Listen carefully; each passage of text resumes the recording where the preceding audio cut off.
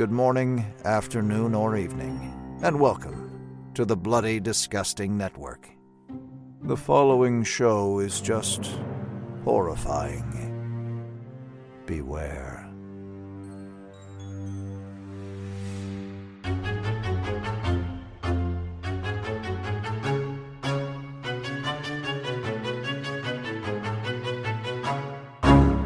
Sheriff, you're not cheating on your wife if you eat my lemon square. Your lemon squares taste like ass.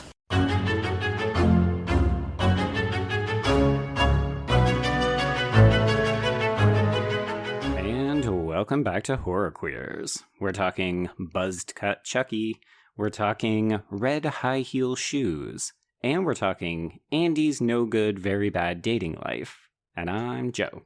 And I'm Trace, and we're talking Tiffany, Jennifer Tilly. Damn it, even I lose track. So hard. Welcome, everyone. We are discussing the 7th installment in the Child's Play franchise, Cult of Chucky, which was, of course, I'm going to call it an essential backdoor pilot into the TV series Chucky, which is having its second season premiere in just a week on October 5th. This is very true. It's an interesting film in that regard. Obviously, we're into like the direct-to-video realm of Chucky, and I think we've got a lot of questions, Trace. So many questions about this particular property. I know. I have so many questions, so many things I want to talk about and praise and discuss. So I think we need the creator of the franchise in here. Oh my God. Everyone, he is the creator of the Child's Play franchise, having written all 7 Chucky films and directing Seed, Curse, and Cult of Chucky, the 5th, 6th, and 7th installments in the franchise, in case you were not familiar. He is also the creator of SyFy's Chucky TV series, which will be having, as I said, its second season premiere in just a week. Please welcome Don Mancini. Hello, guys. I'm here to answer all your Cult of Chucky questions. Oh my God. Thank you. No, we're going to be doing the whole franchise, but you get a lot of Cult of Chucky questions very often? Not recently, no. I don't think. I mean, more like on the run up to season 1 of the show, because Right. as you just alluded to, the movie, it directly leads into the show. But not recently, actually. So I'm happy to talk about it. You like it? You got? I assume. I mean, although that would have been interesting. You just lure me here. We just wanted to tell you, like, what, Don? What happened? Oh God. I could imagine someone doing that. It would be such a fucking dick move. But no, we're actually big fans of both this one as well as Curse. Recognizing that they're sort of different birds of a feather compared to some of the other entries in the franchise. But that's also one of the reasons we love the whole franchise, because each film sort of does its own thing. Yeah, I have a short attention span. Well, but I mean, look, I know that this is something that gets brought up about the franchise a lot, but it's so rare. It might be the only franchise that is still like in its exact same incarnation, albeit, going through tonal shifts and whatever. But since its inception in 1988, and I don't know, I have such a respect for you in this franchise for not giving up, because I'm really intrigued for these periods in these major shifts between, let's say, 3 and Bride, and between Seed and Curse, and then moving on from Cult to the show, of how, from an outside perspective, I'm like, wow, this franchise could have ended based on all of this, and you kept going, and I'm so grateful for that. Oh, yes.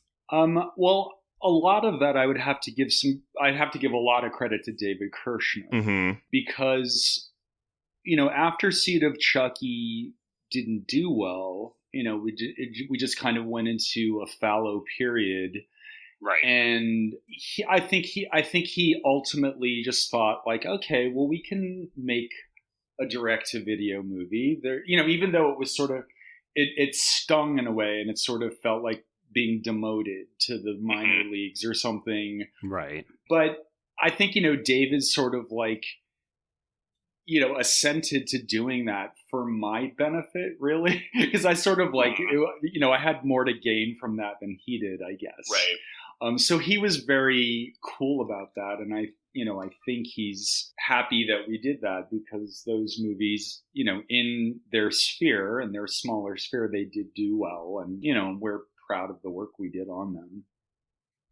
And it helped keep it alive. I mean, one of the interesting things for us is particularly when we think about how you sort of, I don't want to say seize control because you never gave up control. Like, you're the writer on all of these movies, as Trace said, but it really feels like in between 3 and 4, like when you come back with Bride, it feels like you're coming back and saying, you know what? This shit is really queer now, and I'm going to start embracing that and being unapologetic about it. Yeah, I mean, a big part of that, honestly, it was about just finding a way to keep it fresh. And, you know, I had to start with myself. You know, how do I keep it fresh for myself? What am I going to write about? Because I'd already felt like we were falling into repetition with Child's Play 3. So it really was, the motivation was less social activism and more like, how do I make this interesting? And so I decided, you know, let's just gay it up. I mean, even the notion, the title, Bride of Chucky, it's gay.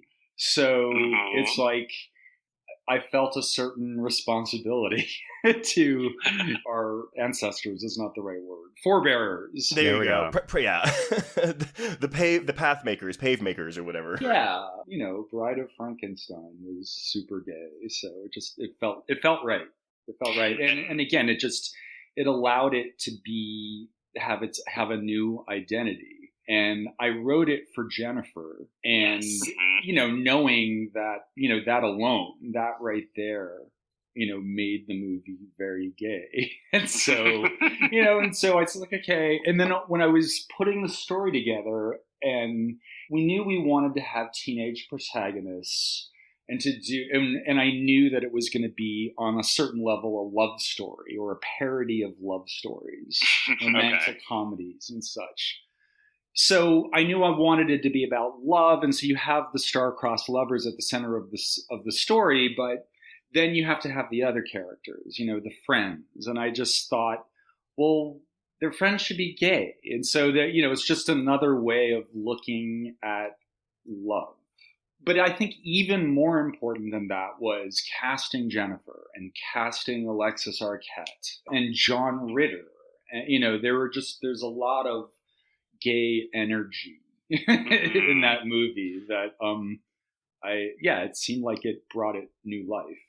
I actually, because I'm speaking for Joe here, because I know, Joe, that the character of David held a lot of he was huge for me. He was so important to my coming out. It felt like one of the first times I saw an unapologetically queer man in a mainstream horror film. Like, David was massive for me. Oh, I love hearing that. That's so great, and Gordon would be very happy to hear that as well. I mean, it didn't hurt that he was a super cutie as well. Yeah, absolutely. He was fantastic in that role. You know, he's very likable, and in any iteration of Chucky, no matter how crazy it gets, and it often gets quite crazy, you have to kind of remind the audience that there are real stakes. So, you know, you want it occasionally to sting.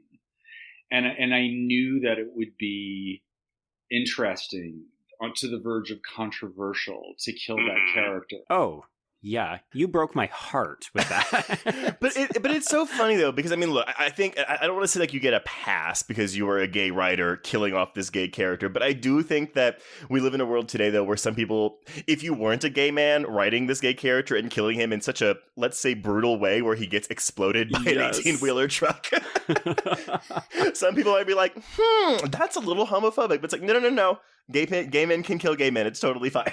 No, well, I feel like cute straight teenagers have been getting slaughtered in horror movies for decades. So why not cute gay boys? It's what equality demands. Well, I think that's what happens in the horror genre in general, right? Like, I mean, you know, we have talks about misogyny and, you know, how the genre like it really focuses on the torture and pain of women, and, you know, but now that we are in this era of queer horror, which, by the way, Don, like, you're a big part of why that exists.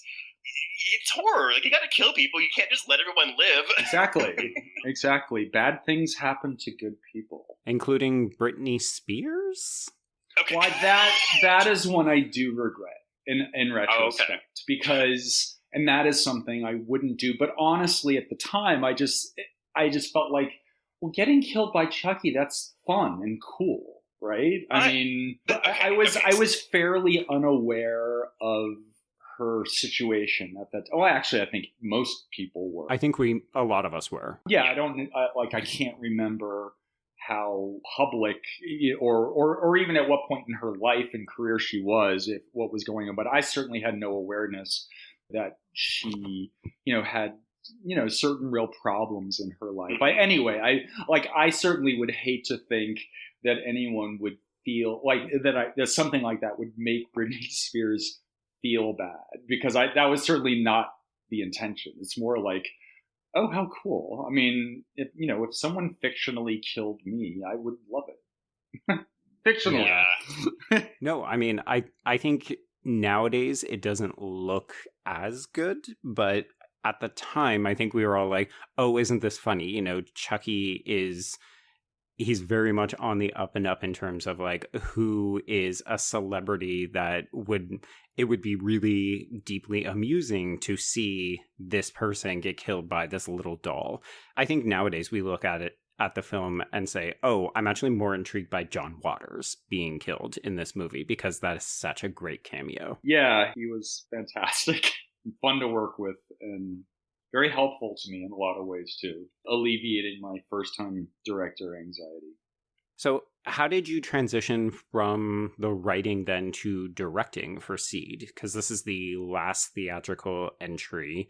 Was it kind of like you saying, hey, I've earned this now, like, please give this to me? Kind of. I mean, I had wanted to be a director from the beginning. I mean, I wanted to be a writer as well. Being a writer was not merely a means to an end at all. But I knew that was a valid path to getting there. And so I was in a happy situation, a lucky situation to, have this ongoing franchise. I wanted to direct Bride, but David and the studio, Universal, they felt you're not quite ready, or they weren't quite ready to trust me with that yet. Yes. But, I did, sort of take on new responsibilities. And I was a producer on that movie.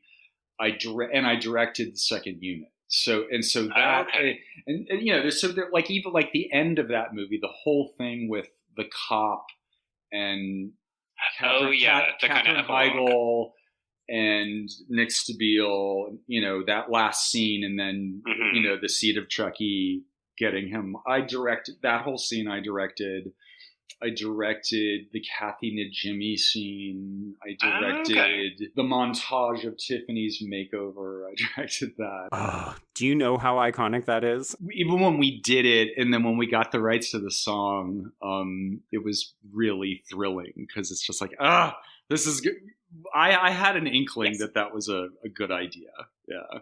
Anyway, so it was after having done that, and then also in post, Ronnie Yu, the amazing director of that movie, he had to go back to Sydney, where his home was. Right. And I forget why. There was some kind of immigration issues or something.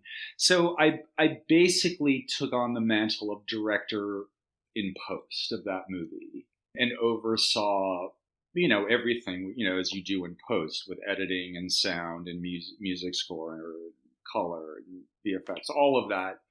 So since the movie was successful, then I was finally in a position and, to ask, and they said, okay, we're ready, and, wrote the script, and then it languished in development hell for several years.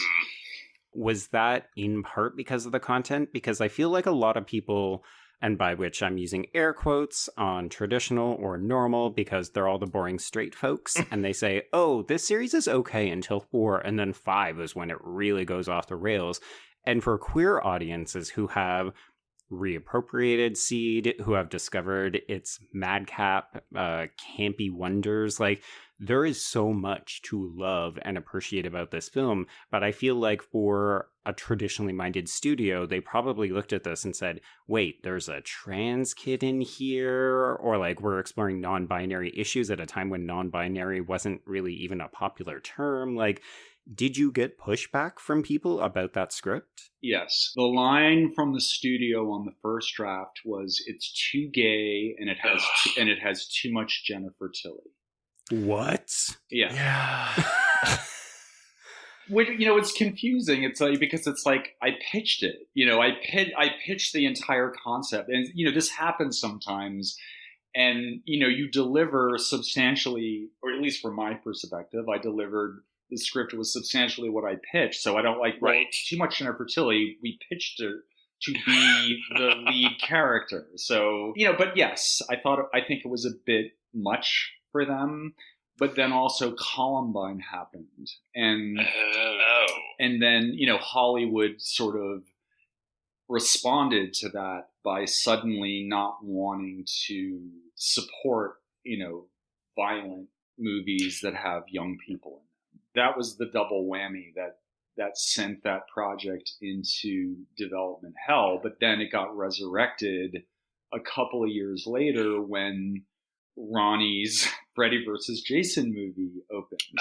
Because this was because that was like the represented, a resurrection of a franchise. Mm-hmm. And I remember, Ronnie invited me to the premiere, and I called Jennifer and I said, "You should come with me to this and do the red carpet thing, and we should be present there." Right. I was being very strategic about it, and yes, and just like also hoping, but also counting on the likelihood that movie was going to have a big opening weekend, and that would change our fortunes. And it happened. It played out exactly as we had hoped, because literally the following, that next week, Universal, so okay, let's do it. Time to do another Chucky movie. And they wanted to get it going as quickly as possible, and so they already had this script. And because they had dollar signs in their eyes. But it was several years later, so it wasn't the same people at Universal. In fact, Rogue, we went to Rogue, which was really Focus Features. I mean, they just had this, for a brief time, this separate label, as Miramax did. They had Dimension for their genre stuff, but it's not like it was a different company. It's just the same. So Focus at the time was headed by a guy named David Lindy, who a couple of years before had been head of this outfit called Good Machine, which was responsible for releasing Bride in Europe. And Bride did very well overseas. So he was a Chucky supporter, basically. I know you had the script already very soon after Bride was done, had come out. So was it always I'm going to say the harsh tonal shift, because I think Bride has a pretty good blend, like a split of horror and comedy, but Seed of Chucky is very much more of this is a comedy first and foremost. Was that already there pre-Columbine, or did you add more of that post-Columbine to lighten it up? No, it was there from the beginning. I mean, because I wanted to make as big a tonal shift from Bride as we had done coming out of Child's Play 3 into Bride. And I didn't want to repeat Bride. I mean, Bride, has those kids, Katherine Heigl and Nick Stabile, in much the same way that the TV show works. The kids ground everything, or they ground an aspect of the story, in a kind of naturalism. And so the movie touches the ground now and then.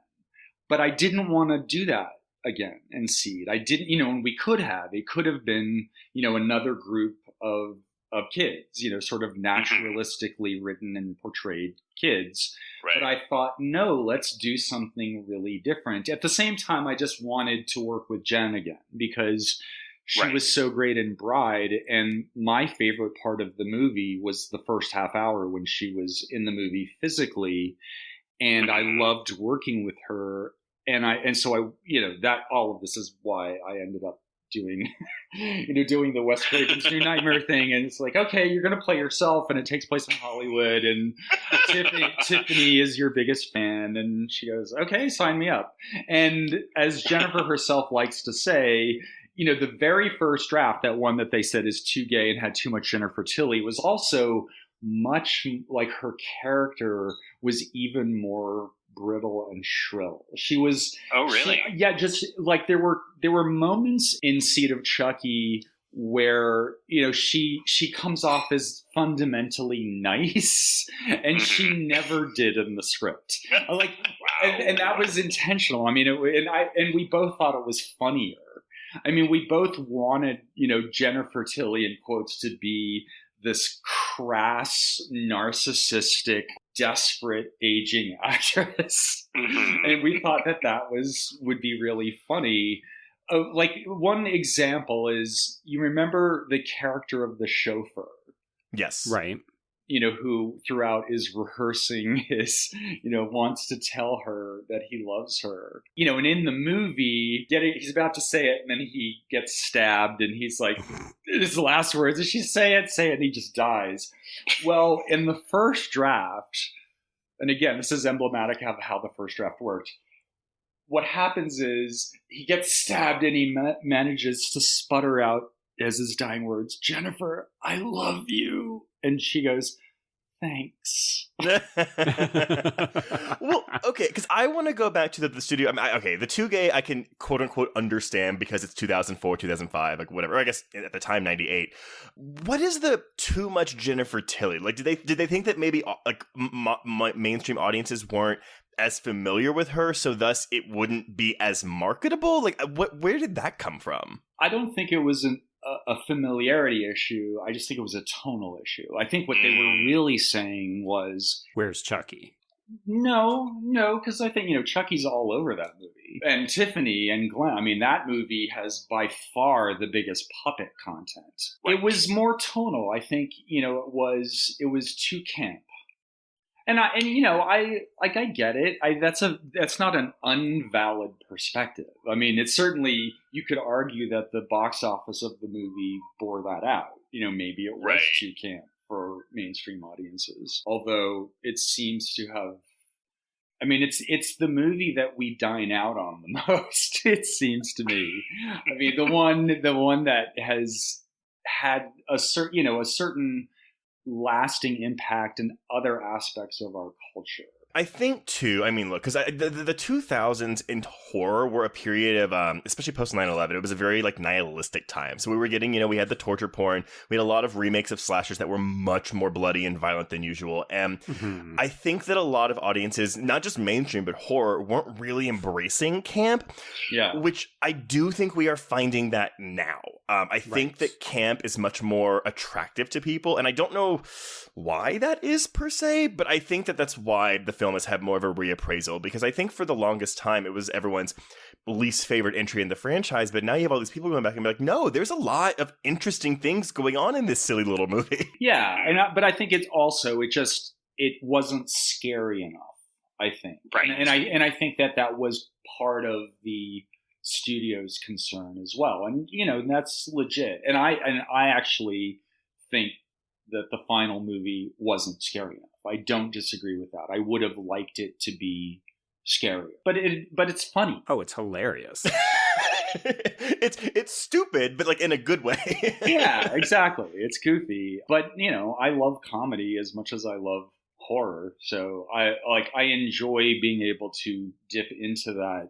Well, Well, I think even, I mean, look, so that Seed was the first Child's Play movie that I saw in theaters because I would have been 16 at the time. On a first viewing, my teenage self, I was very much like a, what is this type thing? And I rewatched it, I think around the time Curse came out because I was doing a binge of the franchise, and there was so much more that I caught in it. And also, I mean, again, you're putting a genderqueer character in a film in 2005. Which, I mean, again, my young self, I didn't really understand the significance or importance of that, but that's a real trailblazing move, especially for the horror genre. Thank you. Again, the motivation was, it was more creative and more, how do I make it new and interesting? How do we do something different with this? That was really the main thing that led me to do that movie.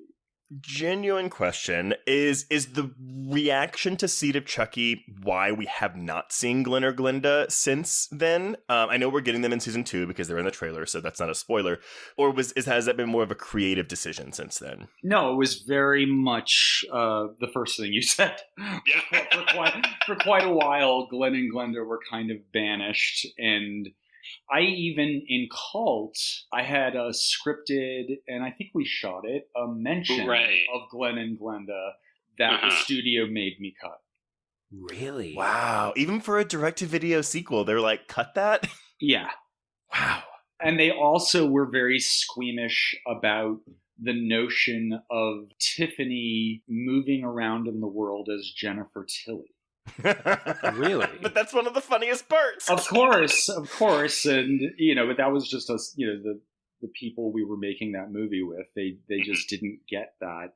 But fortunately, everyone at UCP and USA and SyFy, they are way into it. And we do it a lot in the show.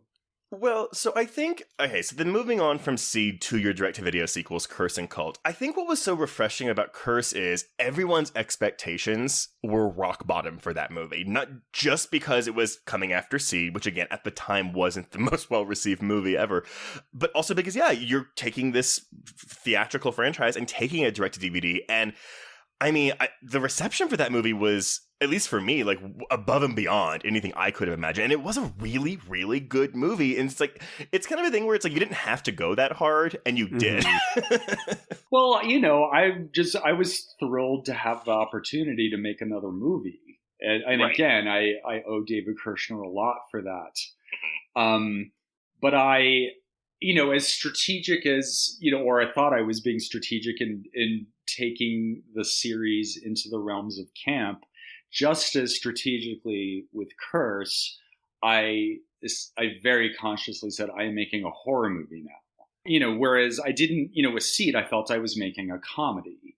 And with Curse, I very deliberately wanted to go in the other direction. And I wanted to flex other, director muscles with that movie and just do more visual storytelling. One of the things about Seed of Chucky that I'm personally disappointed in was, and partly it was a result of there was just, so much puppet stuff in that movie. I won't go into too many details, but it resulted in just like, I wasn't able to move the camera as much as I would have liked. Just putting, having extended conversations that go on for pages and pages between three puppets. It's not easy to do. And, it's very painstaking and takes a lot of time. And so it was just putting that on screen and making the puppets credible and making you believe they're alive and all of that. I had my hands full doing that, particularly as a first-time director, I guess. So I with Curse, I wanted to be visually impressive. That was something that was very important to me because that is an interest I have in the genre. It's one of the reasons I like the horror genre. There are different subcategories of horror, of course, and there are movies like Texas Chainsaw Massacre or whatever that, have a very different vibe and aesthetic. They're quite deliberately gritty or whatever.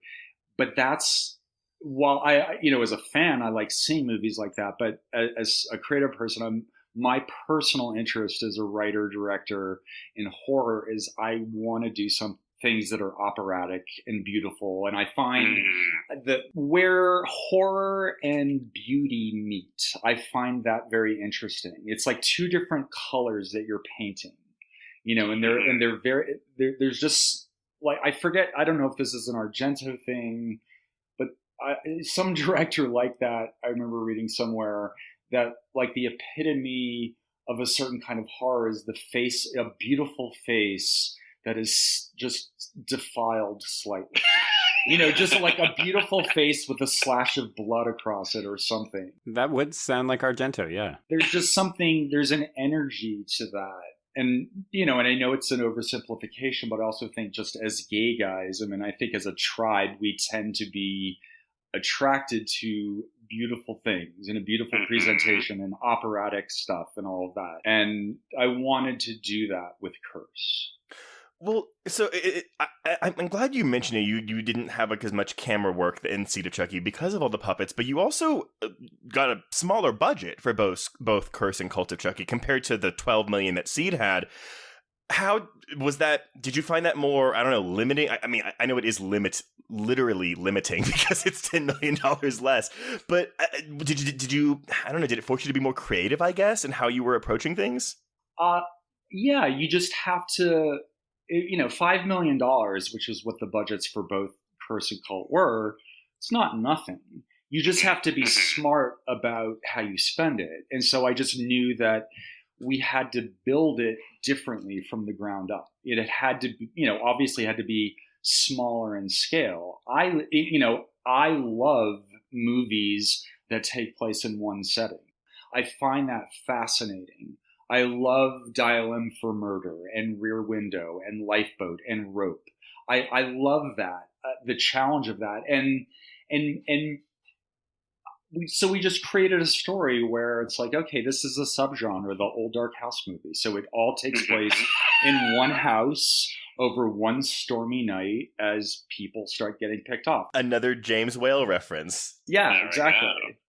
Well, and of course you also moved the action to Canada. So you shot these 2 direct-to-video films in Winnipeg. Well, we had done Bride in Toronto as well, though. Ah, okay. Oh, because C was in Romania. Right. So then we went back to Canada, to Winnipeg for Curse and Cult. Yeah, which is great.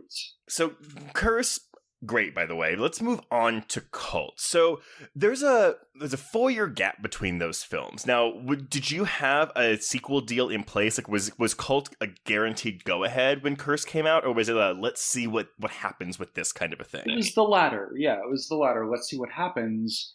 And it did, very well. And they wanted to put it into development immediately. But for various reasons that I can't get into, that got delayed. But they wanted to go immediately, but for other reasons it just got delayed. But, so we got around to it after a couple of years. And was the intention always to do another direct-to-video, or was it going to go theatrical? The thing is, with what was frustrating with Curse, like once they started testing the movie and it was testing well, and then we did a couple of festivals and we won a couple of awards. So then they saw like, oh, well, maybe right. And so they kind of briefly flirted with it. But again, for reasons I won't, go into, it ultimately wasn't worth the financial investment to them.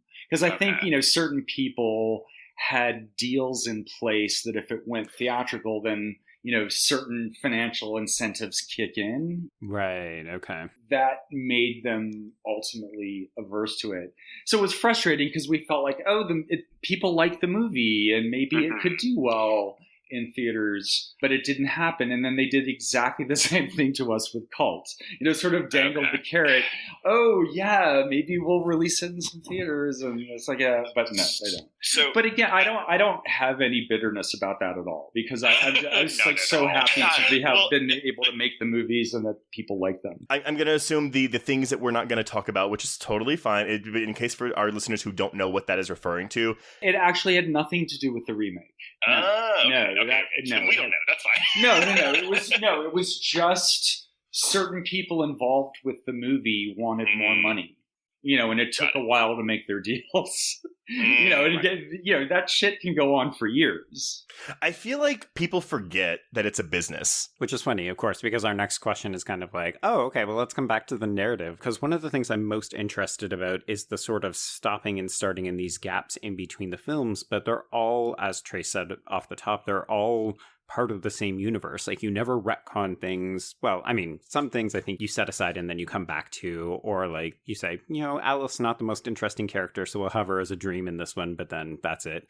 But I'm intrigued by how much of this do you decide to stay open-ended or do teases at the end of a film, knowing that you may not have the opportunity to flesh that out because you may not get another kick at the can. Like, was that ever in the back of your mind when you're writing these stories or thinking about where does Chucky and Nika and Tiffany go next? Well, for any movie or even TV show, I mean, your goal is to satisfy people who are longtime fans, but hopefully also satisfy newcomers.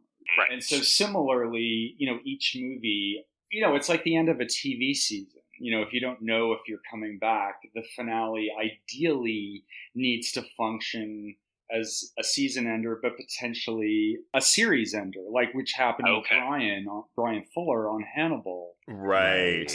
He has a whole very specific idea of what season 4 would be, and he had that in place. But he also knew if it doesn't happen, this ending is beautiful and poetic and works. Right. So I'm just mentioning that as, that's kind of like, I thought the way he handled that was perfect. And so that's kind of what I always hope to do, But, it being the horror genre, it's part and parcel to end with cliffhangers and have, the little, notion that the monster is not quite dead after all. So I feel like that does work as, if this story has to come to an end, it will still work. But I've been very lucky that I've gotten opportunities to just keep going the fuck on. Mm-hmm. I want to ask one question. This is kind of going back to Bride, only because we mentioned retcons. But is there a reason we haven't seen a return of the Heart of Damballa? Let's see. I'm not trying to trap you. No. I'm literally just like, sometimes there are things it's like I have to think about it. It's like, is there a reason? It's like, have we not seen it again? We saw it in Seed. Glen uses it in Seed. I feel like, do we use it in season 2 of the show? or is that like, yeah. Anyway, I actually know the answer to that question. You may not have seen the end of the Heart of Damballa. Let's just okay. But no, it's not. It's not a conscious like with Glen Glenda. It's like they're banished. It's not like the Heart of Damballa is banished. It's just as a device, it just ceased to be useful anymore. I mean, because even that was. The Heart of Damballa is a bit of a retcon, obviously. Yes, right. and I created that just because I needed a MacGuffin. I needed a thing that the characters needed to get in order to cause the voyage, the journey, because it's a road movie. I always chalked it up to like, because in the first 3 movies, it's like, oh, he has to do the ritual before he is cemented in this doll and becomes like flesh and blood or whatever. Mm-hmm. So I always chalked it up to, oh, the Heart of Damballa is only necessary after that has happened. I do love that fans, invent these rules for themselves. Oh, yeah. I mean, I used to do that too. I mean, I think a good example is the Omen franchise. Because in the first movie, the rule is, in order to kill Damien, he has to be stabbed with all 7 of the daggers of Megiddo, and also that his blood has to spill on sacred ground, has to be on the altar of a church. Mm-hmm. They jettisoned that idea. Yep. In Damien, it's just the daggers. But William Holden, as we're racing to the climax of that movie, he's luring Damien to the museum or whatever, the Thorn Museum or whatever it is, and he's going to kill him there. Now, I remember as a kid going, wait a minute, this isn't going to work. And so at the time, I just thought that was the point. It's like I'm thinking, oh, they're misinformed. Mm-hmm.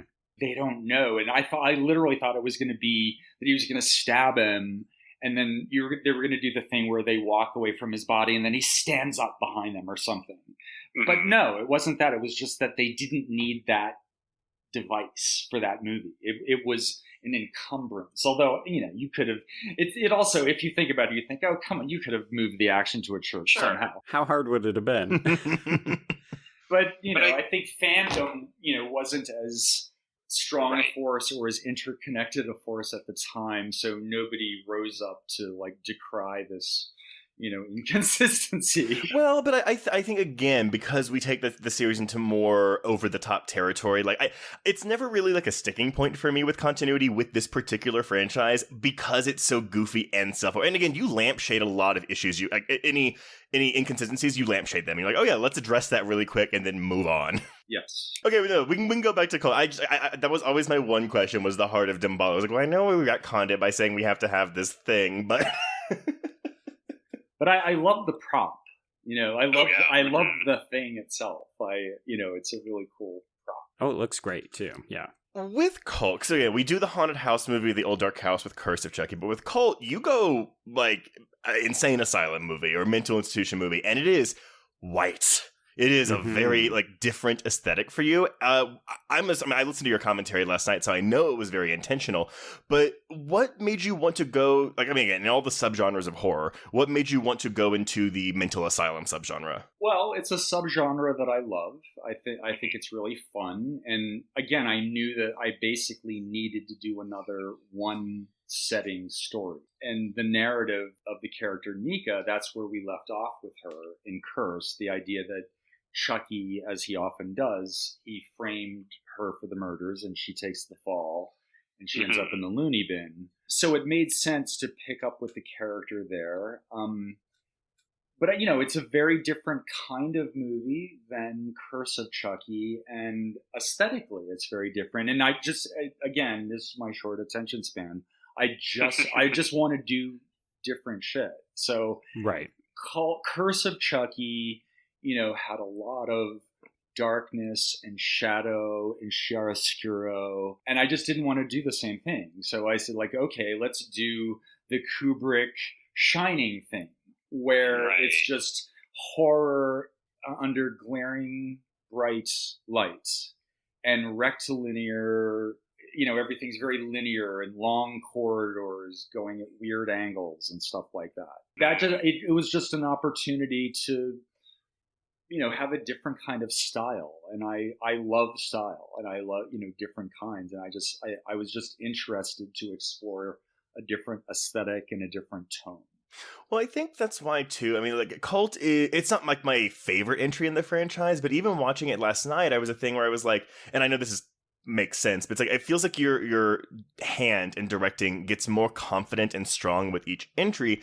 And Cult feels the most playful and experimental in your directing style. There's full of homages, but also a lot of like signature touches. Like, I mean, there's a lot of De Palma split screen. You very clearly love your split diopter shots, but it's very fun to watch visually. Oh, thanks. Yeah, well, that stuff is important to me. And yeah, I do have a lot of really what is essentially hand-me-down De Palma style that I find it hard to resist. I remember I actually think De Palma said this in an interview once where he said, or somebody, I think it was De Palma, said it takes a while to develop your own style. That is something that I'm conscious of. And I do sometimes worry that I trot out the split field diopter lenses too much. No, but I just I love it. I just it's fun. I love it. They're so good.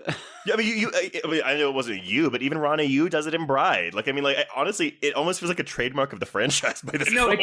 It totally is. I mean, and we did a couple in Child's Play 2 as well. I mean, everyone, we all, generally, try to cast the movie in front of and behind the camera with people who share your sensibility.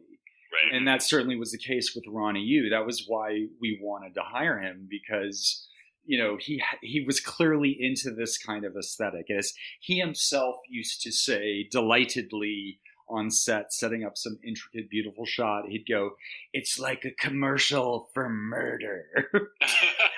And I loved it. It was literally, it was early in the shoot of Bride of Chucky when we were doing that scene that introduces Tiffany, when the cop, he's waiting in his car, and that was scripted as an exterior, but we found, just looking at locations, we found this, whatever it was, I know it doesn't exist in Toronto anymore, but yeah, but I guess not a warehouse, but it also had those weird clerestory windows way up there, so I forget what it was, but it was awesome.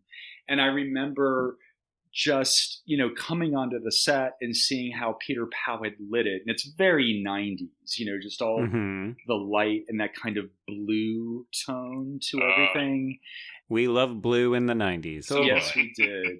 And I think that the photography in Bride, it really epitomizes that aesthetic. I think it's a great example of that aesthetic. I mean, I love the look of Bride of Chucky. This is like just my personal thing, but so when Bride was coming out, my family had just gotten our first like family computer, and we were like shocked at the fact that we could watch videos on it. And the first thing my dad ever showed me on that computer was the trailer for Bride of Chucky whenever it came out. And it's like choppy, like pixelated glory on this Windows 98 computer. The height of definition. How all filmmakers want their art to be seen, right? Right. Okay, well, you mentioned talent in front of the camera, and we kind of jumped over it in our race to get to cult. But I would love to know, how did Fiona Dourif come to be a part of this world? Because I think a lot of people are like, oh, okay, it totally makes sense. Obviously, her dad's involved, but she's become a huge asset to the entire franchise, and you've gone back to using her almost as much as Tilly. So how did that relationship come about? Really, it was just that she auditioned. And it was that casual, kind of. She, by that point, she was working as an actor. And I didn't really know her at that point, although I had met her a few times over the years, although she barely remembers it. There were like 4 or 5 times, but she was a kid, she was a kid, so she just didn't remember. But I remember having lunch with Brad one day, and he said, oh, Fiona mentioned that she's reading for the movie. I said, oh, really? What's she reading for? And Brad said, oh, she's reading for the sister, because she originally didn't read for the lead.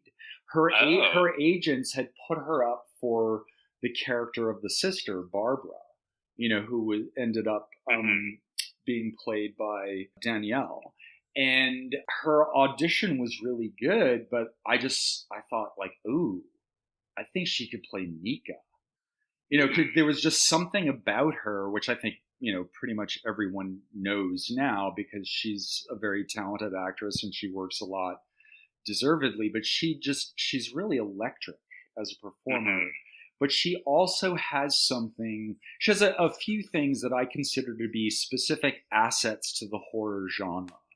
And one of them is that she is a person, she's an actor, and that you believe supernatural things could happen to. And that's a very specific thing, because in my opinion, some actors don't have that.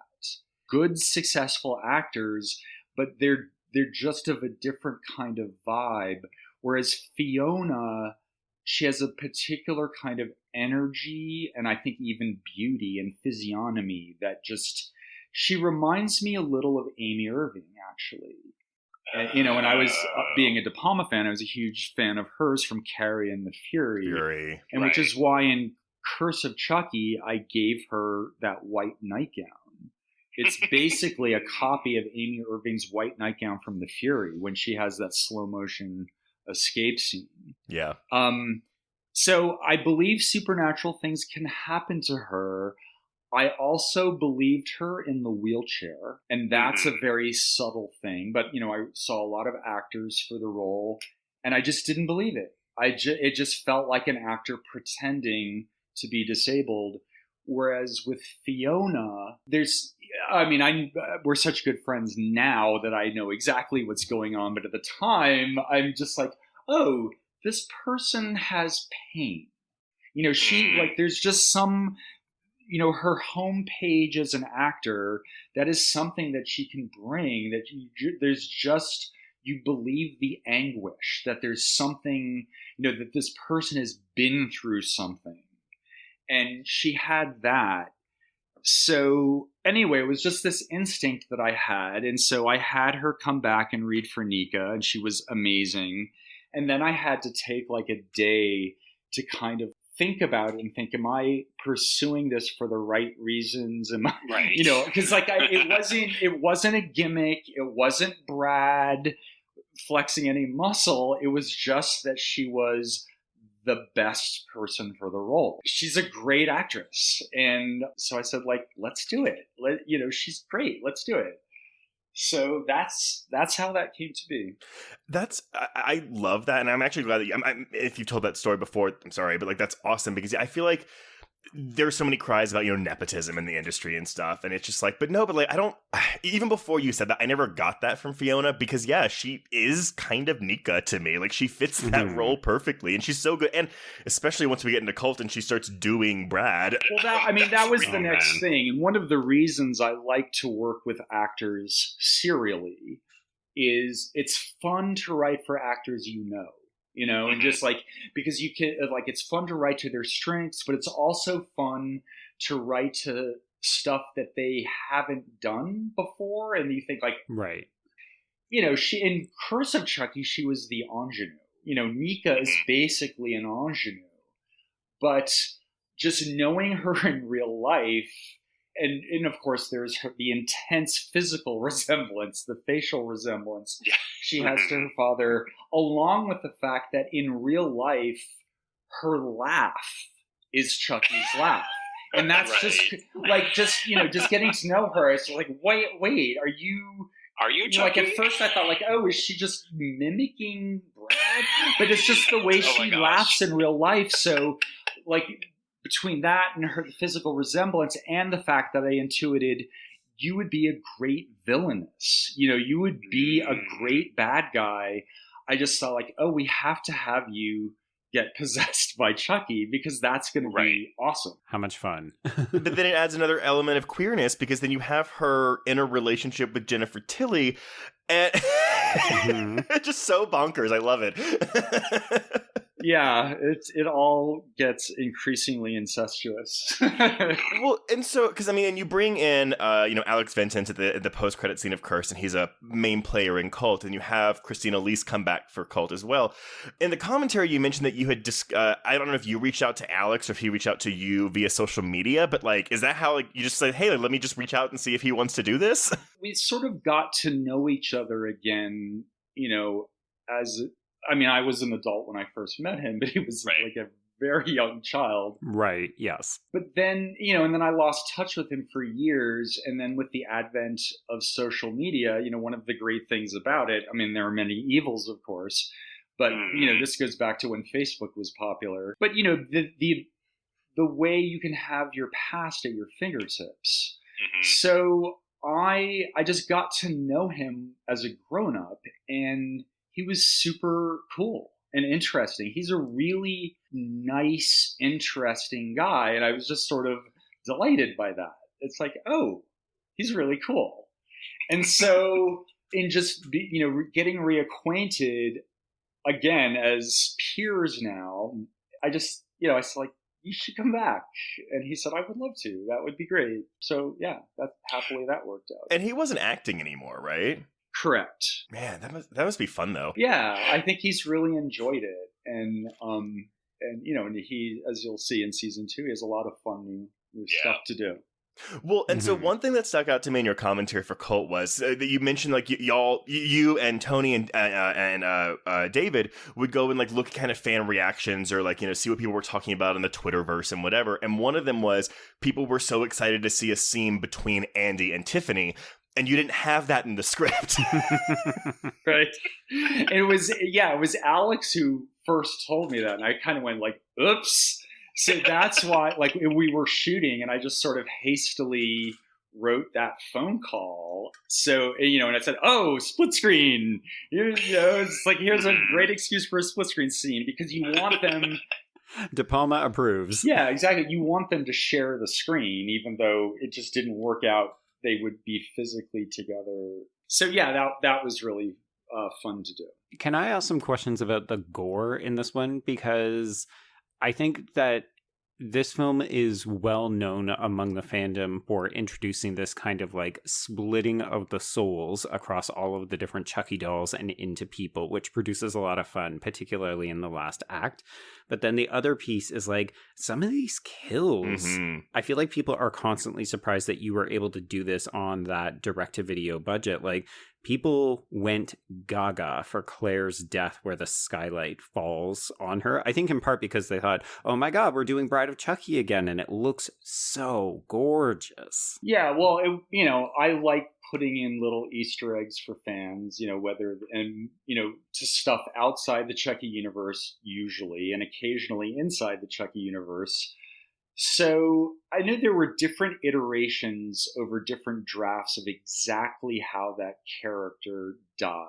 And I forget now exactly. One was electrocution. Oh, so you know it better. So I must have so I talked about it, right? That's right. Yeah, it was electrocution. You only mentioned electrocution, but you said originally, it was electrocution, but you felt like that had been done too many times. Well, yeah, I do tend to electrocute people a lot, and I did because it's something I'm really scared of in real life. Because once as a child, it's like one of my earliest memories. I remember I think my parents were having some painting done in the house, and the wall socket, the plate was taken off. So it was just a hole, and I stuck my finger in there, and remember the bizarre feeling of the electric jolt. So it is something that scares me. Anyway, so yeah, I think it was original like that. The sequence that I originally planned and storyboarded, we ended up not being able to afford it, basically. So I had to do something else kind of on the fly. And I was getting better at that sort of thing after having done Curse of Chucky, because it was an important learning experience to make a movie for $5 million in 30 days, as opposed to $12 million in 60 days. Yeah. Ooh. So, you have to be flexible, those lessons have served me well in TV as well, because you really have to be flexible and sort of think on your feet. You're like, okay, we can't do that. We have to do something else. So I decided, okay, we'll homage ourselves, because I always loved that kill in Bride of Chucky. Right. But I knew that this would have a different flavor, because in Bride of Chucky, you're really seeing it through the doll's eyes, and it's really their perspective. And this is a different thing. You're seeing it through the victim's eyes. And so the idea that she is incapacitated to the point of paralysis and sees her death coming at her. And I just thought that the idea of it being beautiful and tragic, and this was after I had worked on Hannibal as well, so I think I was very influenced by working on that show and all of the beautiful, violent tableau that Brian put into the show. And you reference Hannibal in the movie, too.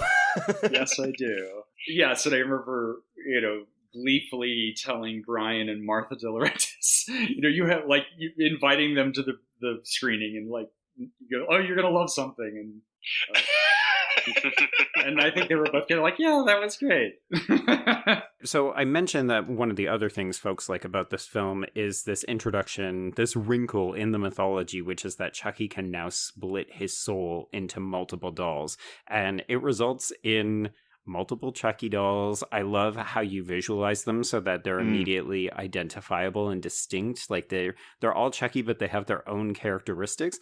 But then we also get people taken over by Charles Lee Ray, and that is fascinating. And I need to know, how did this come about? Well, I had wanted to do multiple Chuckies for a long time and met resistance at every turn. Like budgetary or conceptually? Partly budgetary, but also partly conceptually. I think some people felt that, it will, just as he's splintering his soul, it's going to dilute his impact somehow to be, But I mean, part of the motivation really was, again, it's getting the opportunity to work with an actor of the stature and ability of Brad Dourif. Every few years, I want to give him new stuff to do. And a lot of it came out of that. I just thought it would be fun to see Brad perform subtle and sometimes not so subtle variations on the Chucky persona. One thing I can say, because this isn't really a spoiler, we do more of that in season 2 of the show. Right. Can see. Right. So, but then at the same time, having Fiona do it, it was really, with Cult, it was the start of sort of taking apart the Chucky persona. There's something interesting about different actors trying it on for size. And even in season 1 of the show, we have 2 versions of young Charles Lee Ray. Right. I don't know if you ever saw it on my social media last year. I have this really funny video that I shot of Fiona teaching Tyler Barish, who's the young actor who played 14-year-old Charles Lee Ray, teaching him the Chucky cackle. Oh no. So I don't know. I just creatively, I just find it interesting. It just to take a monster who is now, his character is quite iconic. His voice is iconic. His mannerisms are iconic. His sense of humor. I mean, I feel, as I'm saying that, I feel like that sounds so self-aggrandizing. But I don't mean it to, because I think Brad gets by far the lion's share of the credit for that. But I just find it interesting to look at it through different lenses, through the lens of his own flesh and blood with Fiona, in Fiona's case, or let's have this actor try it on for size, and what's that going to look like? It's just interesting because the reason it's interesting to explore is because the character is iconic. I mean, wouldn't you, for example, be interested to see, I'm being utterly random, Sharon Stone play Homer Simpson? I mean, I would be into seeing that, Well, I mean, more Sharon Stone than anything, really. She needs to come back. Yeah, well, we have thoughts on Sharon Stone. Hey, Sharon Stone, if you're listening, consider yourself, you have an open invitation to come on Chucky. I mean, you've got so many guest stars on season 2 now that are like these fun reunions, so why not? Oh my God, I would love that. I would so love that.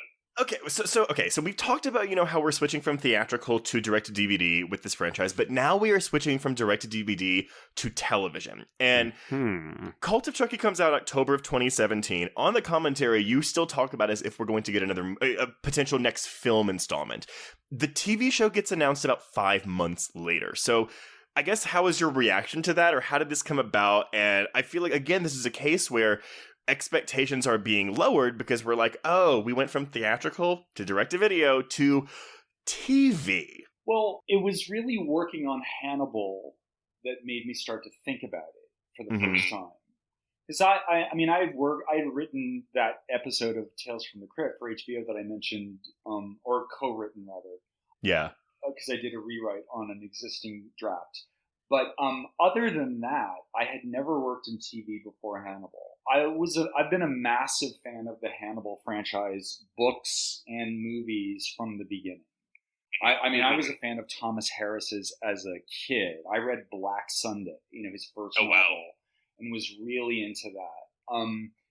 And then I've been friends with the De Laurentiis family for going on 40 years. I mean, almost since I first came to Hollywood, and I worked for Dino and Martha a couple of times, and I worked for Raffaella a couple of times, and they're the sort of people who, and partly it's because they're Italian, I'm sure, and I think I probably tried to pattern some of my work habits off of things I learned from them. And one of the things they do, it's like, when you're in, and then and you're just part of that family. And it's a really kind of wonderful experience, that. And anyway, they controlled the Hannibal franchise. So Martha, before the show, it's like when they were producing Hannibal Rising, and, they showed me an early draft of the book, and it's like, so I often had like an inside scoop on Hannibal, and it's like, oh my God, this is so great. And then, of course, it became a TV show, and I didn't know Brian at that point, although we followed each other on Twitter or whatever. Right. As everyone does. Yes, as everyone does. But being part of gay horror in Hollywood, your paths eventually cross. But I was such a fan of the franchise. I was initially skeptical. How are they going to do this as a TV show? How can it not be Anthony Hopkins? And I was like, oh, this is how. And the way he gave up that franchise, I found so awesome. So I coincidentally knew someone who worked on the crew in Toronto, and I was in the habit of talking to him a lot about the show. And I would say, like, oh, I loved last night's episode. And I would say, are you guys going to have Mason and Margot Verger on? And so finally that evolved to my friend. His name is Michael Kessler. He said, Dawn, you should be writing on this show. And I was like, well, how would that happen? How could that? Don't be silly. And he goes, you should just reach out to Brian. And I said, that would be so pushy. And he goes, no, you should do it. And I said, okay. Had a couple of glasses of wine, sent an email. So I just wrote him an email, and I said, I'm a Hannibal fanatic, and this is something that in my personal life can sometimes weird people out, but I think my sort of photographic knowledge of all things Hannibal might come in handy to you. And so he said, I didn't think anything would come of that. But to my surprise, he reached out and said, let's have lunch. And we did. And he goes, let's do it. And I went, really? It's that easy? Nice. Right? Yes, it was thrilling. It was so thrilling. And to this day, it is one of my favorite jobs I've ever had in this business. I loved it. And I loved the writer's room experience. It was kind of like, so let me get this straight. We come every day to work. We sit at a table with 7 or 8 like-minded horror geeks and specifically Hannibal geeks. We talk about Hannibal all day and we get paid for it. I would do this for free. But it's better that you pay me. Right. But doing that made me think like, oh, if I could harness that kind of energy of Chucky fans, like-minded Chucky fans who are writers. Because another thing about working on Hannibal that was really eye-opening for me was, holy shit, these writers are amazing. Yeah, they are such great writers. There are so many good writers in television, and I just didn't know because I had no experience in TV. And I just loved the writer's room experience, and I felt that after 30 years or whatever with Chucky, I just felt like bringing in some fresh perspective on it from people who truly love it, that could help elevate this. And it's the same with the directors as well. And, I learn from all of these people, the directors, my fellow writers, my fellow directors. And I think that's one of the reasons the show has been successful, is that there are a lot of smart, talented people helping make this a success, and they all love it. They love Chucky, just as we all loved Hannibal. So it was really working on Hannibal that made me start thinking about it. And I met Nick Antosca. This is so funny because it's such a weird coincidence. I met Nick first before any of this. I met him through Fiona because they were really friends. Okay. Yeah, and they had dated years ago. So they knew each other, and she had introduced him to me, and we became friends. And then just coincidentally, we ended up in the Hannibal writers' room together. Right. And and Nick is an amazing writer. So then he invited me to co-write with him at Fox after we worked on Hannibal together. He invited me to co-write with him a pilot for The Fury because he knew that I was a fanatic for The Fury. So we did that together, and it didn't go forward, but it was, it was a great experience. And then Channel Zero got the go-ahead, and so he had his first gig as a showrunner, and he asked me if I wanted to work for him on that, and I said, hell yeah. And so I had been talking about this with him, and of course, being such a talented writer and showrunner, I just thought, I went to him first, and we had the same agent and everything, so I said, would you be interested in helping me do this as a TV show? And he said, yeah. Anyway, I feel maybe I got off topic there. No, not at all. You're good. But with Cult of Chucky, even while doing the movie, I had specific hopes of setting up the TV series with Cult. That's why I ended that movie with so many cliffhangers. Because I knew that a TV series would be the ideal way to follow up on all those different story threads. When I first watched Cult, because I got it the day it came out, because I was like, fuck yeah, let's see where this goes. I was simultaneously excited and so pissed off by the ending of Cult of Chucky, because I was like, what if we don't get another one of these, Don Mancini? What the fuck are you doing? How dare you, sir? Well, I mean, there is always that, possibility, but we've been really lucky that we keep getting to forge ahead. Mm-hmm. Until they pry it from our dying hands.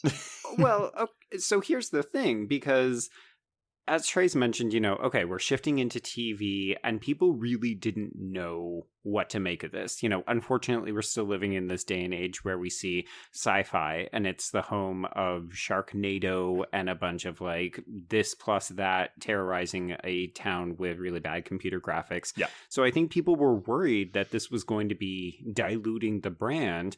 And then the first season comes out, and all of a sudden, it's the only thing people are talking about. People were so surprised, but I think it's because we all have such a reverence and we love the franchise so much that we were just really afraid it wasn't going to be as good. And I feel like a lot of people were just like, oh, we should have fucking trusted Don because he clearly knows what the fuck he's doing. Oh, well, thank you. I hope people, including you guys, continue to think that. After season 2.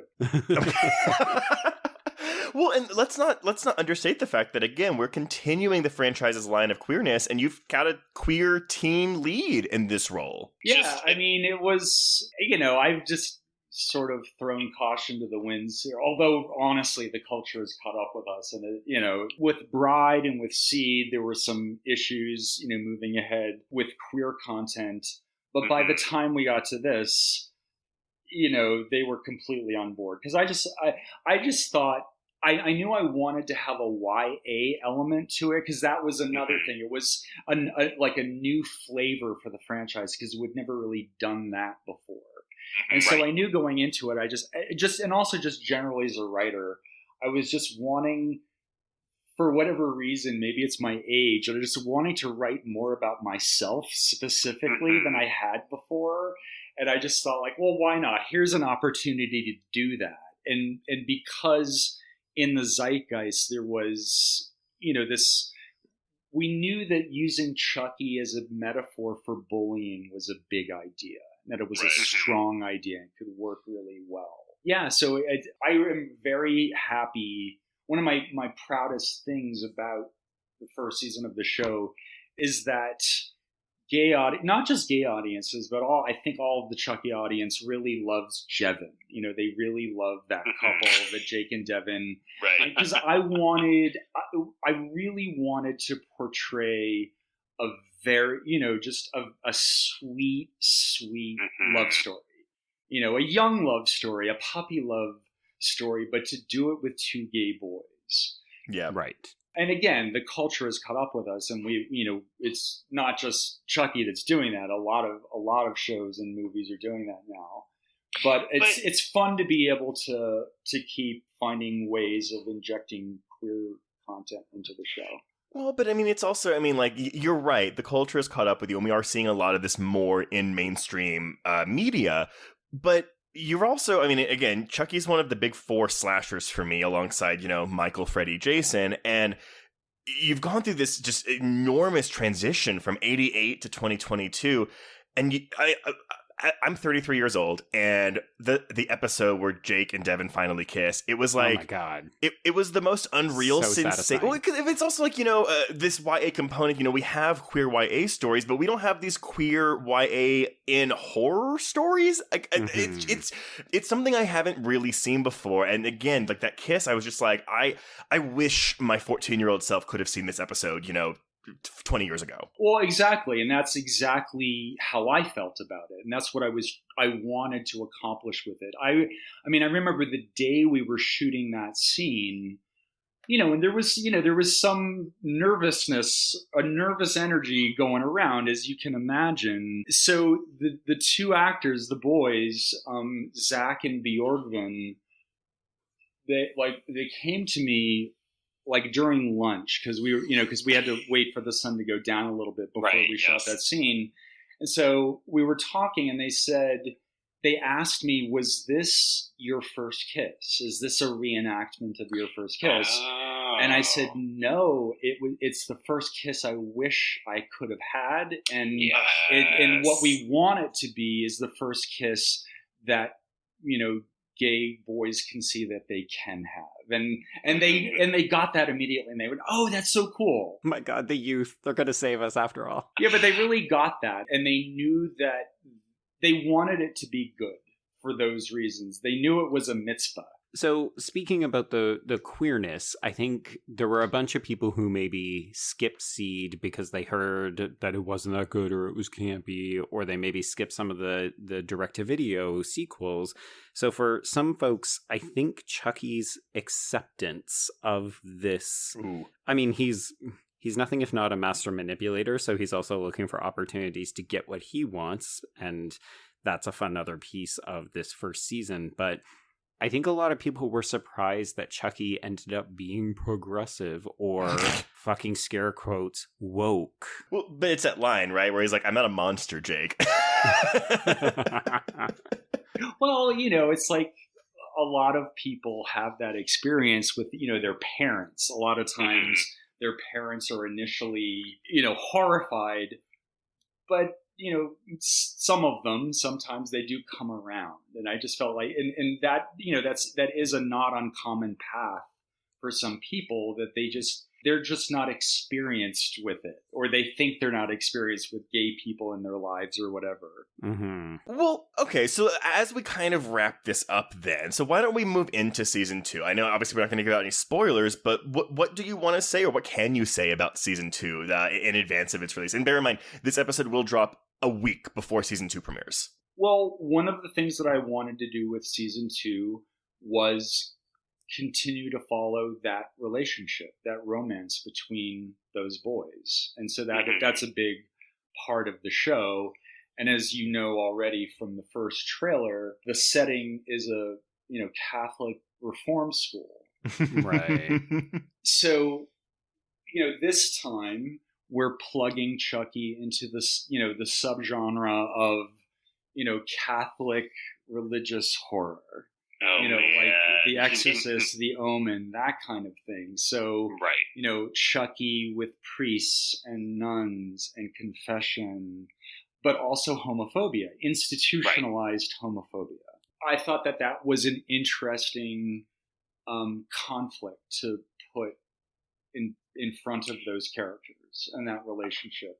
Because that's, again, it's a little bit autobiographical. It's something that I dealt with as a young gay kid who was raised Catholic. Well, I think it might draw comparisons to Child's Play 3 because it has the military school setting. And I know with that one, you were rushed to write that screenplay. So did you consider this almost kind of like a redo of that? Again, I know it's not the same setting, but like this kind of like right-wing militant school setting.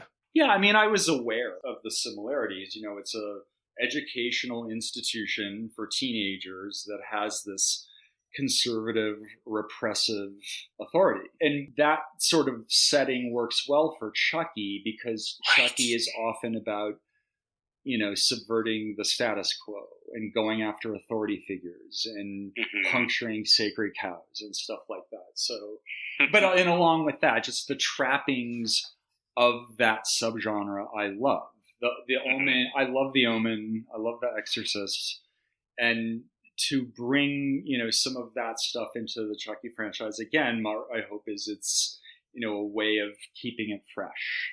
Yeah, that's a big part of it. But I was really starting with the boys' relationship. Oh yeah, I didn't mean that as you're just redoing it again. I didn't mean that as that kind of a question. No, I didn't take it that way. I'm just like describing what led me into the Catholic school was just like, oh, that would be an interesting place for two 15-year-old gay boys who love each other to find themselves in that place and end up as roommates. Oh, like they do in all the conversion camps where they put everyone in the same room. Right. Sexy sleepovers, yeah. So I have a question because the first season spent a bunch of time introducing the kids in the first half, and then we slowly started adding some of our legacy characters. And at times it almost felt like we were losing sight, or it was a delicate balancing act between the two storylines and how to integrate both of them in. How do you negotiate that this season, knowing that we're also bringing back Glenda? Well, it's always it is always a balancing act. It's always juggling balls and trying to what you try to do is you try to weave everything together with some thematic coherence, so that different storylines are bonded by the same issues. And the characters of Glen and Glenda are going through some similar issues as the characters from, that were introduced during season 1 of the show. And a lot of it is about, tracking. I think this is also a structure that I just tend to like in stories, and TV is a good medium for this, is tracking different storylines and bringing them together toward the end of the season. So, I mean, that's the basic methodology. So, but yeah, juggling all of that and making it feel balanced, it's always a challenge, definitely. But I think it's also a thing where the franchise, and I use the word messy in a very, as a compliment. It's like a fun mess where it's like, it's never messy in the point where it's like you're not really enjoying the show. It's like reveling in its messiness in a way. Well, I just think the different tonal flavors are interesting. Right. And that I think, again, the kids occupy this more emotionally grounded aspect of the story. And, the performances are more naturalistic and the stakes are more real. And then you have Tiffany, who is always over the top. So with the TV show, it's interesting to go back and forth because as for me as a viewer, I find that that infuses energy into it. I like that, right? And then I like to see what happens when you bring the flavors together. Because it's like having a scene with Fiona Dourif and Jennifer Tilly. To me, that's inherently interesting because they're such different performers. And the characters are very different. I mean, Nika was created, again, in Curse of Chucky, Nika was the Jake and Devin in a way. The naturalistic character who is helping the story touch the ground. And so there's some genuine emotional stakes going on. Mm-hmm. She's not that anymore. Well, she is when she's just Nika.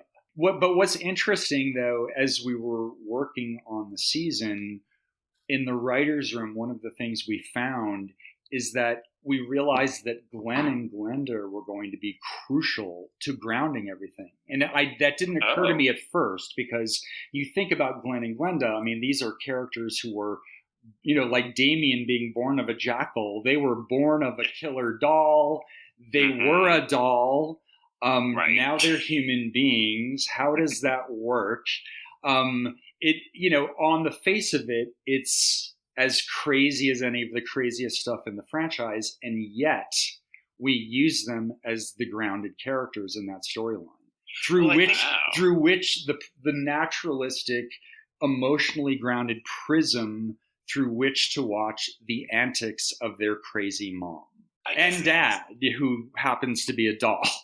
Of course. Well, I guess because the whole end of Seed of Chucky is, you have Glen Glenda, but then they do become two separate characters, which I'm assuming is what we are getting in this next season. Yes. Which I think is a very interesting avenue to take. And I know we probably can't discuss too much more of it because obviously we haven't seen these characters since Seed of Chucky, and we don't know what's going to happen in season 2 yet. But I think that's such a fun, exciting way to take these characters. And Lachlan Watson is amazing in both roles. It was really, really exciting to work with them. And they just brought such energy and, again, a real emotional commitment to it. I mean, these characters, Lachlan plays them very real.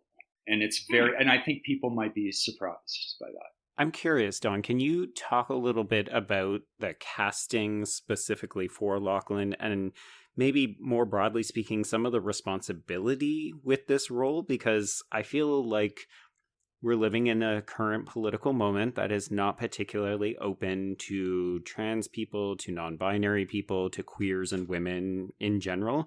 But I think a lot of people have very high hopes for the return of this character because it meant a significant thing to people when Seed of Chucky was rediscovered and reappropriated, particularly by queer people. All of us, me and my fellow writers, fellow directors, the actors, we all felt a big sense of responsibility to do this well, and to honor the trans experience in our own specific weird ass horror way, Right. There's a weird ass horror metaphor for the trans experience. So casting Lachlan, I had met Lachlan on a panel a couple of years ago that we did for Queer Horror. And, I had only seen a couple of episodes of their show. So I wasn't super familiar with them, but I really liked them a lot when we did the panel together, and we kind of hit it off and kept in touch. So when it came time to cast the role,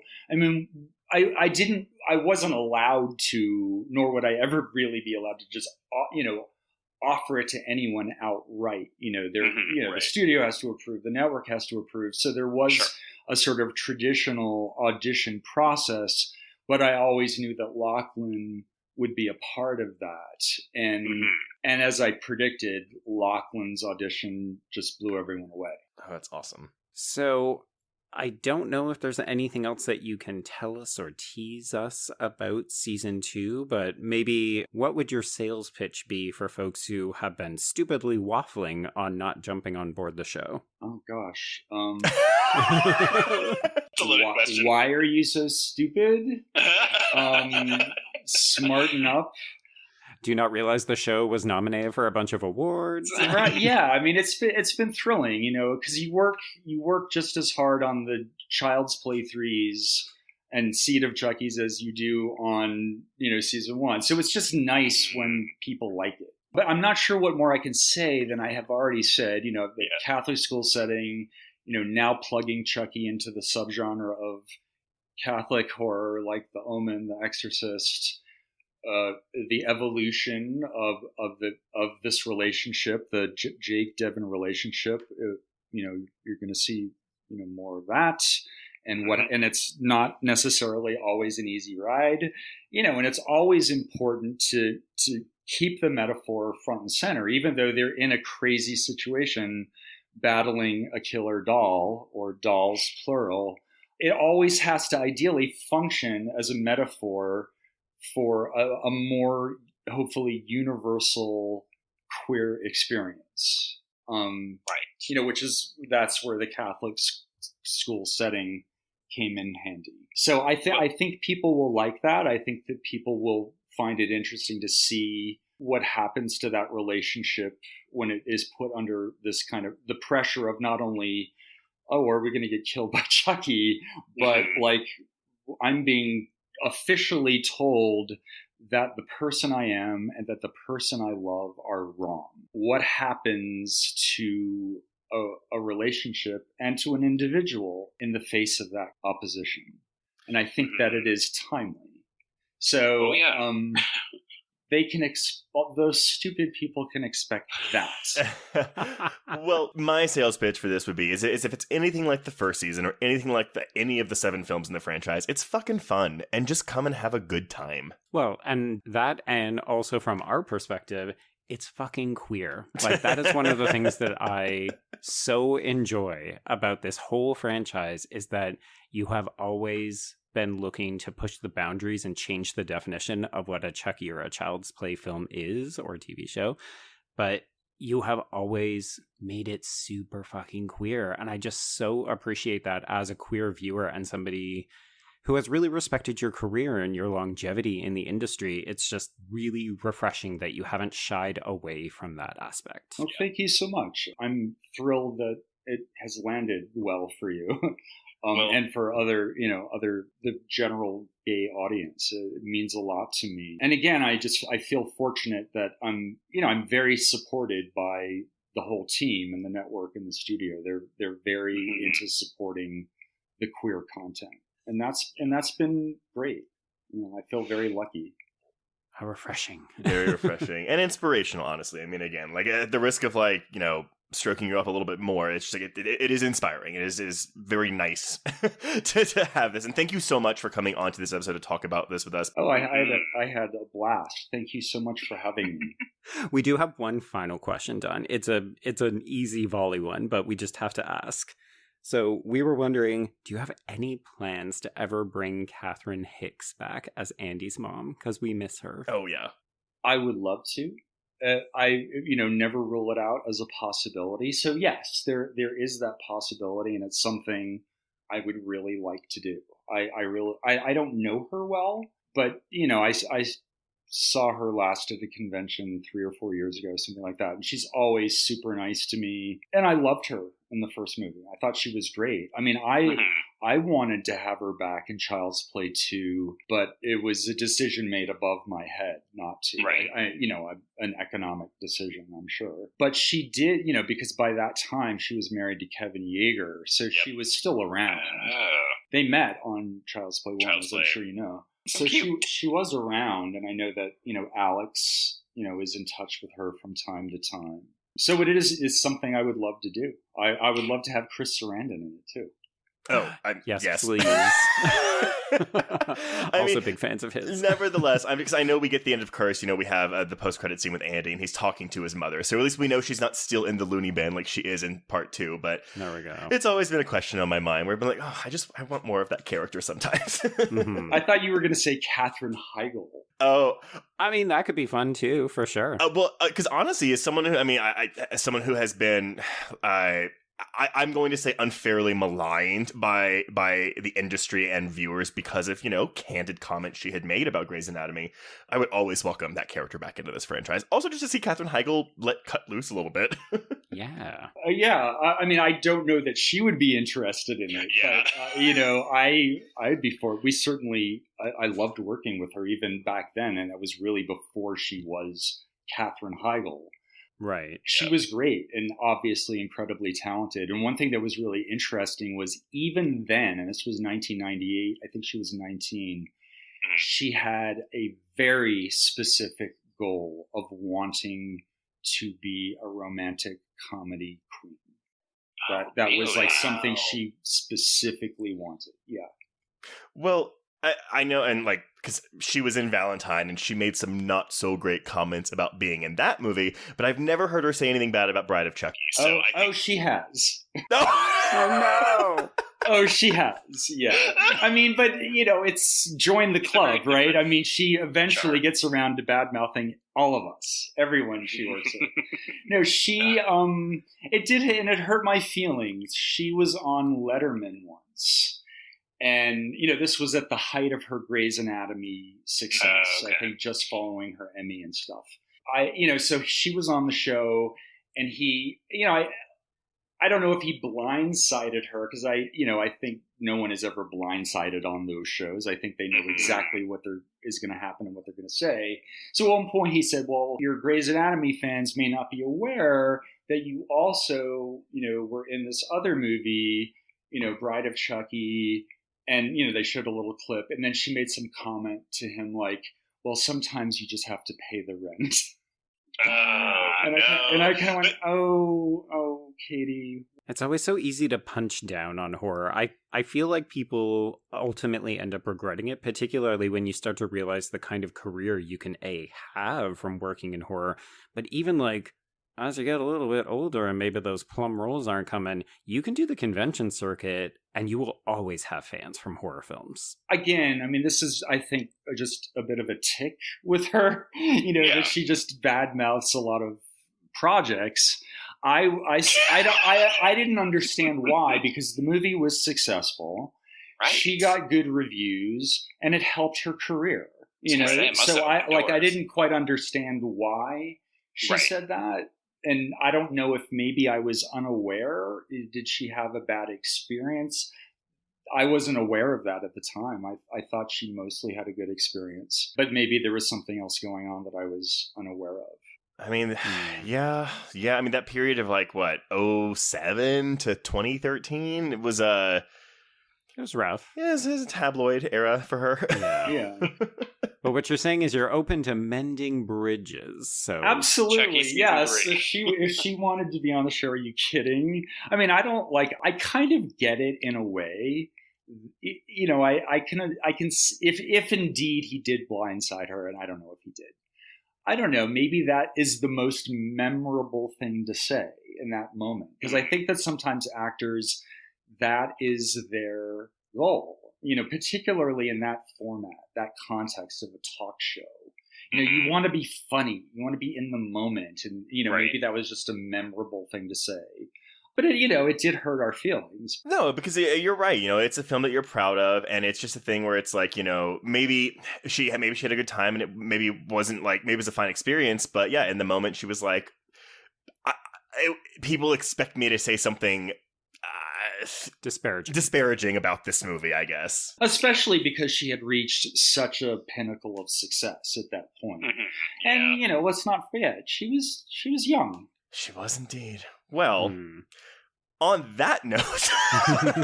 On that note, come back, Katherine. Please, come back. There we go.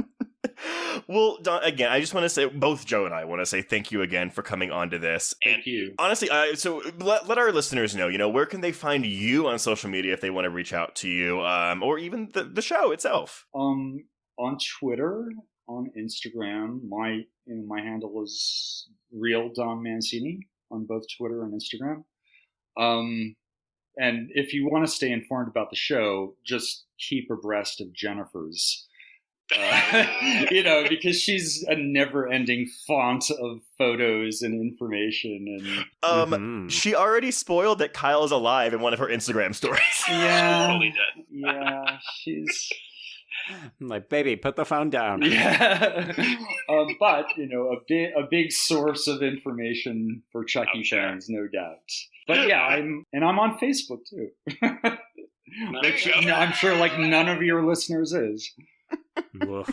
And of course, you can always follow the show's official handle if you ever want to get insulted or just watch it, you know, interact with Devon Sawa, because they have really funny exchanges. Yes. And if for some reason you missed the first part of this episode, again, season 2 of Chucky, October 5th, season premiere. Be there, or there we go. Don't be stupid. Be stupid. All right, well, let me just close this out here then. So if you want to get in touch with us, you can reach us on Twitter and Instagram at HorrorQueers. Shoot us an email at horrorqueers@gmail.com. Keep track of all of our films on Letterboxd. Watch us on YouTube as we interview. We'll do more interviews with people in the horror industry. If you want to chat with our listeners, join our Facebook Horror Queers group, because we actually do still do stuff on Facebook. If you want to show us some love, rate and review us on Apple Podcasts or Spotify. And this is the end of September for us. So if you want to subscribe to our Patreon, show us some love, go to patreon.com/horrorqueers, and you can listen to our episodes on our favorite horror movie sequences and non-horror movies, the social media slasher Sissy, the horror prequel double feature you didn't know you needed, and Ty West Pearl and Orphan First Kill, and an audio commentary on Wishmaster just in time for its 25th anniversary. But Joe, what are we covering next week? Because we've kind of teased it a little bit already. This is true. That mention of Sharon Stone wasn't, innocuous. We were planting the seed.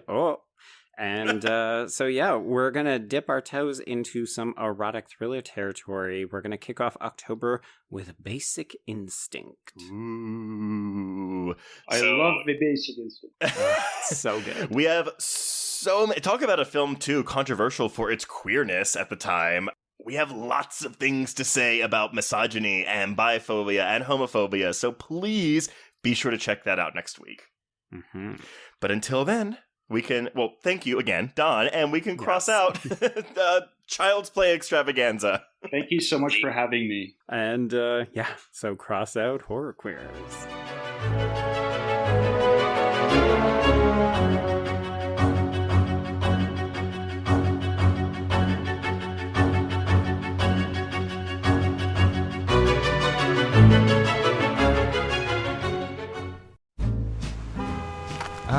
Atlas Avenue, a long stretch of road that encompasses everything the city of Kennett Heights has to offer. Neon lights, traffic, crime, the hustle and bustle of everyday life, and the craziest of characters. My office was above it all. My name is James Locke, and I'm a PI. Hello, Mr. J. How the hell you doing today? Good, Edith. Nearly every year I have a new case. New people to meet, new clues to discover, and new problems to solve. But I do it the old-fashioned way.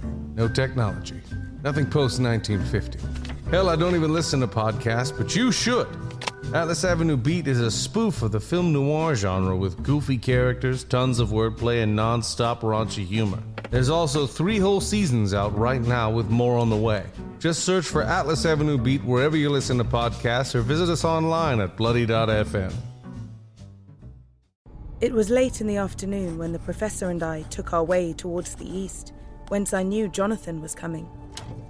Jonathan Harker has asked me to note this, as he says he is hardly equal to the task, and he wants an exact record kept. Dear Madam Mina, I have read your husband's so wonderful diary. Strange and terrible as it is true. I will pledge my life on it. God preserve my sanity, for to this I am reduced. Safety and the assurance of safety are things of the past. I am in hopes that I shall see more of you at Castle Dracula.